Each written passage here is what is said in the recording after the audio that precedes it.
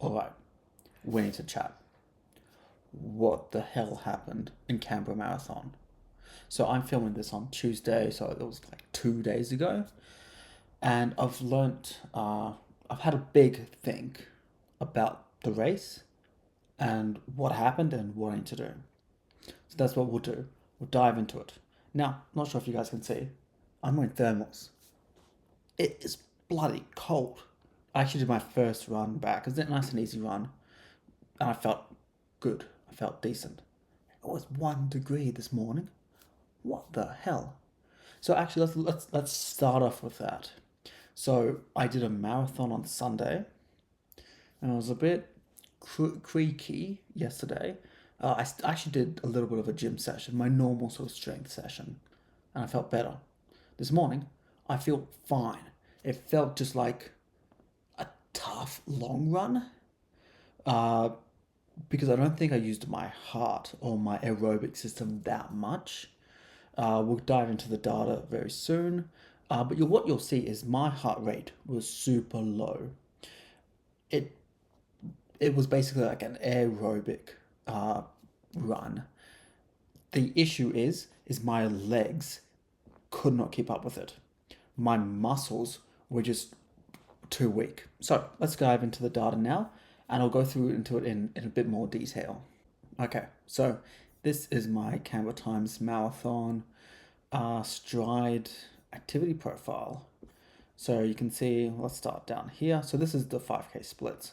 So you can, the first 5K, we started up, we went around Capitol Hill, around Parliament House, came back down past the National Gallery. Second 5K, we then went along past Barton, around here, up past Lobia Park, past my old school, and then second 5K finished right here, just on the bridge. Third 5K, we went out across Kings Bridge. We went down, heading out to across Majura, and then not all the way there. Probably got to where's this? Russell, Campbell, just past Duntroon. That's where the military defence force is. So we didn't make it too far. But then we came back and we turned up. We went up Anzac Parade towards the War Memorial. Fourth 5K, so the 20K. We then finished up, went down, went back along Parks Way, and then finished it. Now, this is where I'll dive into it, but you can see. So, first 5K, 555 per K, 546 per K, 542, and then 544. So you can also see my heart rate. So slowly basically picking up the pace. My heart rate as well, one started 156, then went to 160, then 161, and then 162. But interesting to note, so you can see the power slowly creeping up, but then around about here-ish. So 19-20K, then it slowly starts to decrease. And you can see that in the data here. So 286, 296, 301, 297. So these 15K here, basically identical. There's nothing much you can really say. But the only difference, so yeah, 28.50 versus 28.42. So 8 seconds total over 5K. It's negligible, it's nothing. Then, as this is 1.23K, that gets me to halfway. And you can see 286. So it's not too bad. It's basically what I did in the first 5K. But you can see, as it shows here, starting to go down. Starting to just ease off a bit. 602 per K. So it's the slowest average pace so far. My heart rate is still reasonably high, 161. Now, the next 5K, you can see 620. This is when we're over the bridge, we cross the bridge, and then we head back up around State Circle, and we're heading towards Yarralumla. Now, it is reasonably hilly. You can see 57 meters of elevation. Across 5K is not a ton, but you can see the power, 277. So it's the lowest average power thus far. Like, you can see I'm really starting to pay. If you also look at the ground contact time, so you can see here, all the first 20K, all basically the same, 272, 275, 276s. Then in this 5K here, so basically from 21 to 26, 27, 308. Yeah, starting to slow down a bit. Now, then we can go here. You can see I did another 1K. So this actually gets me to 27K.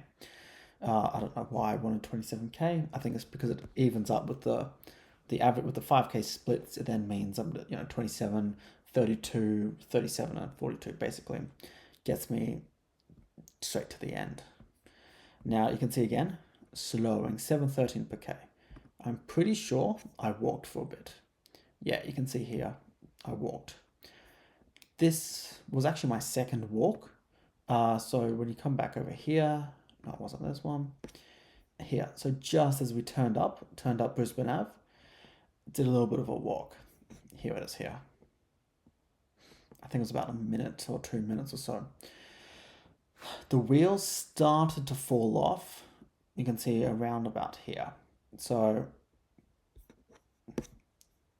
this is where I really was starting to pay, about the 22K mark, 2 hours, 10 minutes. So to the halfway point, to 21K, I was fine. Let's look at the full math, and you can see here, here's my walk, and it just gets worse and worse and worse. More and more walking, just more and more slowing down. So if we look at these 5K, so this bit here, as I showed here, where I had some walk, was 250 average, 251, 232, 210. And then in the final 300 meters, I managed to pick up and go 318, the highest average for that, but it was only 300 meters. But you can see I was just absolutely paying. Now my heart rate is 160, 154, 153, 149. So 148 is the top of my zone 2. So I'm falling out of zone 3, falling into zone 2. Again, 144, well into zone 2 pace.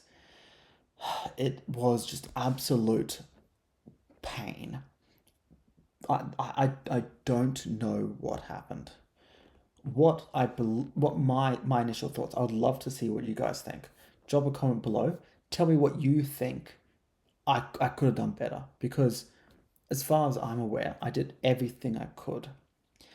I've just been a bit unlucky. So what I think happened was, let's have a look at my weeks leading in. So you can see here, the final week I did 58K, of which for most of it was that day. So I think I did like 15K in the weekend, prior to 50K, just about 6 hours the week before, 58K, 6.5 hours the week before that. And this is where I did my half marathon time trial. And I was very happy with that time trial pace. That was good. You see here another 50K week, 6 hour week, 48K, 5.5 hours, 36K, 4 hours, 13K, hour 45, and then 42K, 5 hours. So you can see from the 16th of February, my longest week is like 624, is other than 638 here. This is my longest week since mid-Feb. So I don't have the volume. Let's also have a look at my longest runs. So here I got a 2 hour run. I've got a couple of 2 hour runs here. 2 hours 15. I've got here's 2 hours. This one I think ended up being 3 hours or just under. See, there's no long run here. Here's a 3 hour run. Here's another 3 hour run. And this on the 14th. So you can see this is my biggest week ever. The week of the 9th of Feb. 108.5K. 12 hours. I'm super happy with that. This is my longest run. 2 hours, 59 minutes at 26K. So prior to the marathon, this is now my longest run of all time. But prior to this specific run, my longest run was 26K. That is my issue. So time on feet is important, but distance is also important. So I have very much a philosophy that you should not do more than a 3.5 hour long run. But I have another theory, which is You can't do it in a race if you haven't done it in practice. So what does this mean? So not only do I believe you should be doing the distance in training, you should be doing as much as you can at your goal or intensity pace. So it's all well and good going for like an easy long run, going 42k easy, but you need to have the intensity because it's not just about time. So if I were to do a 3 hour marathon, for example, if I can run easy for 3 hours, I can't necessarily run hard for 3 hours. So let's say you do that easy one and it's a 30k. That's what took me. I did 30k in 3 hours, and that was my going hard. But if that's your going easy, you may be on race day going hard in 3 hours. You could do it at 35k, 37k. But you need to be able to prove to yourself that you can do that full distance at that pace. You need to do the distance and you need to do the time in your training. I haven't done that. My longest run is 3 hours. I'd planned to do a bunch of build up to 3.5 hours. But as I said, I've been telling you guys for weeks, I got injured. So I got injured. So on the second, I was fine. But on the third, I don't know what happened. But the Achilles has just been in pain since the 3rd of Feb. I'm still feeling it. It's still there. I actually noticed on my treadmill. So the pain is about a 1 or 2. But it was on my treadmill. When I'm out on the road, I am pain-free. When I was on the cruise last week, the week of the marathon, I was not quite pain-free, but definitely lower pain to my treadmill. There was something with my treadmill that is just not helping. It is making my Achilles worse. And so I pushed through. I worked, here you can see basically I did 2 weeks with really bad Achilles pain. I did 108k with really bad Achilles pain. My last run was the 17th. From here onwards, I was like, you know what? It's not going away. I can't just push through. I need to do something. And that's when I started the gym work. But I don't have the Ks in the legs. And so when it came to race day, I didn't have the volume. I was not doing my 10, 12 hour weeks. I think I'd planned to peak at 13.5 hours. Nah. So 6 hours is what I was working with. Not only that, I was working on 2-hour long runs. And so that is why when you look at the data, I was amazing. I did the first half in 2:03 and I felt easy. It felt fantastic. But from 22k, 23k, 25k, you can see here I did my first walk just under 23k, and then it really fell off around the 25k mark. I don't have enough long runs, endurance runs, and also workouts at that sort of distance range. I have a ton in the 2-hour range, a ton, 2 hours 15.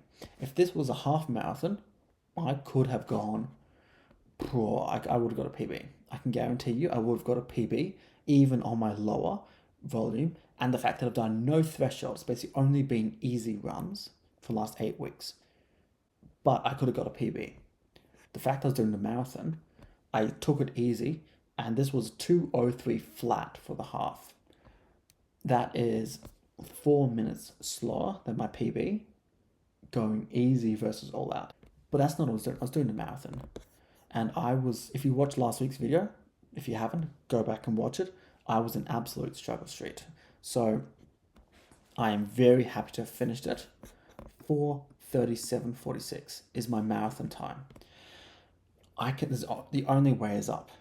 I am still happy. I beat my goal. My goal, and I've been saying since I started this channel, 5 hours in 2026.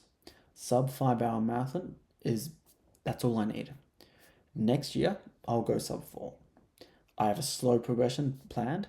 I will make my goals. I guarantee you that. If you want to see me meet those goals, make sure you're subscribed, because that will happen. This is not the end. This is just the beginning. But when I talk about that, what actually is changing? Because that was brutal. I don't think I can do another race this year. So I have signed up for so many races. I've got Sydney. Let's go check my calendar. So I'm potentially going to do the Goulburn Half on the 17th of May. So you can see at time of filming, I'm 4 weeks out. It's only going to be an easy training run because what I did last year, so in October, I did the Goulburn Half, and then 3 weeks later, I had the Canberra Half, and I struggled through the Goulburn, but then I was flying at Canberra. I think getting a half race in before my goal half, I think that will just like be extra benefits. So I'm going to try a Goulburn Half in about 4 weeks' time, hoping so that I can then give the legs some stimulus so that I'm ready for Brisbane Half in the start of June. Now I have signed up and I have paid for Sydney Marathon. That is in 19 weeks' time. I'm in no shape to do that. It's just not going to happen. End of June, end of August. It is just too early. If it was looking at say October, November, maybe I'd consider it, but it's just way too early. Now the only other thing on my calendar I've got, you can probably see a few here. I haven't signed up for these. I haven't even don't even know if that's just in my calendar just in case. But the Canberra Half, they actually sent me an email with a discount code and was like, you're loyal, here's 15-20% off. Now, I was planning on doing Canberra Half anyway, just as like, no, I wasn't going to stay, I was just going to drive in, just see what I can do. So I have signed up. I will be back for Canberra Half on the 1st of November. And if I don't get my PB in the Brisbane Half, that's where I'll have to do it. Because I want to do 145 this year. I reckon I can do maybe I can do 135s in the 130s. Sub 140. I think that is possible this year. If I focus on the training hard and not over plan, over race. So Sydney Marathon off the schedule, but I've got 3 more halves before the end of the year. Now, what I'm going to do is I'm going to slowly build back into it. So if you're having a look at my schedule, you can see in the weeks prior to, these weeks, hour 42, hour 32, hour 42. So what that is basically it's an hour and a half session with a 6-minute warm up and a 6-minute cool down. I will get there eventually, but I'm going to start slow. So today, you see 40 minutes. That's a 30-minute session with a 6-minute warm up and a 6-minute warm down. That's where I'm going to start. I'm going to start back slow and easy. So you can see what I did. I did a few little pickups, which I like to do, only about a minute. But you can see, here's the first pickup, 6:30 per K, 6:30 per K, 6:30, and then 6:40, 5:40. But the main set was about 6:50 per K. So nice and chill, 130 heart rate. You can see for the whole run, I actually averaged 130 heart rate. So very nice and easy, settling back into the training. But we're going to start at 30 minutes. I think by the time I get to Brisbane in 7-8 weeks, we'll only be at maybe 40-minute sessions, maybe 45. But the focus is on strengthening the Achilles because it's still there. I can't race properly and I can't train properly if that's an issue. That is the first thing I need to fix. So that's the focus. Keep the training, get the aerobic stimulus back into the legs, and focus on the strength work. So I'll be heavy on the strength, and I've got, if you guys know anything about me, you'll know I love a good spreadsheet. But I've started a new spreadsheet just for my training so I can track all that. Because if it's not on the spreadsheet, I don't know what I did. I literally could not tell you what I did last week. Not one thing. But when it's on the spreadsheet, I can go back and I reference it. Oh, I did this many lunges. I did this many, squats. This many leg calf raises. This much whatever. I can know exactly what I did on this day. and what's the progression. That's why you have all this for your running. Because I can't remember what run I did the other week. I don't know anyone that would know exactly what they did. But that's why you need data to improve. And I'm very much the data heavy runner. Maybe that's what I should change my name to. Instead of Noted Pro, I should be the data runner. Let me know what you guys think. I won't be doing that, but maybe in the future once I've just whether, the Olympics is on or not. Start easy, build back slowly. Just get a few halves under the belt. Now, I would like to do, I think next year, I'd like to do Melbourne, because I think that's in October. That I think would be a good time for me. 16 to 18 months, where I can focus on improving my speed. Because I mentioned earlier how I've only really done, 2-hour runs. I've got a couple of 3-hour runs here. But if I can get my pace so much faster, let's say I'm doing, these are 7 minutes per K, 650. If I can get down to 5 minutes per K, so 5 minutes per K is 12K per hour. So if you're doing a 3-hour run at 12K per hour, that is 36K. So here I'm doing 3 hours, I'm doing 26K. So it's 10K more, but not only that, it's 6K short of the marathon distance. 6K is a park run. Whereas here I'm 16K or 10 miles short.